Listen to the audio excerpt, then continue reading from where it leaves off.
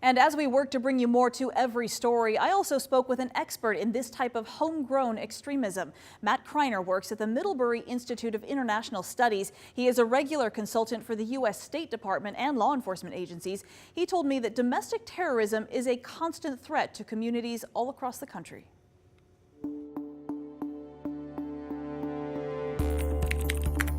The individual really represents a growing issue that we're facing in the United States. There's this increasing issue of radicalization after the COVID era, when individuals were forced into their homes a lot more frequently than they would have been in the past. So they're consuming the internet and the weird parts of the internet, the things that get a little bit scary or a little bit risky. Do you think that most people would be alarmed at how easily someone can kind of fall down this rabbit hole, and the more they look, the more they find? It's very easy to find a lot of this content online, and the more one gets involved with this space, the more doors might open. The way the internet works today, it's very simple to be funneled into a much more dangerous environment with actors who are looking to exploit you, radicalize you, latch onto those grievances you might hold, and push you towards something that we might consider terrorism or just political violence. So they might be an ISIS framework, so maybe anti-Western or anti-United States, or they might just be looking to punch the enemy in the face a bit and seek any soft target. And in this case, with this individual, he was looking to target churches.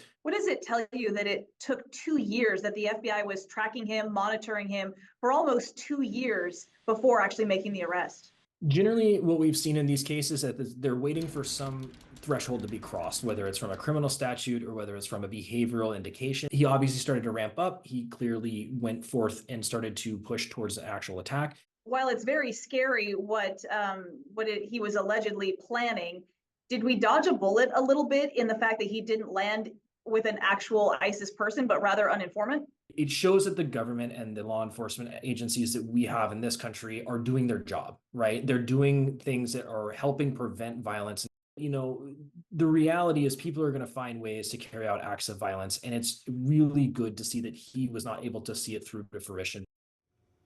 Now, Kriner also told me there is no standard profile for a homegrown terrorist, but countless experts have said young male teens or early adults in America with an anger towards society are often the ones targeted by those extremist groups and then pushed toward radicalization and violence.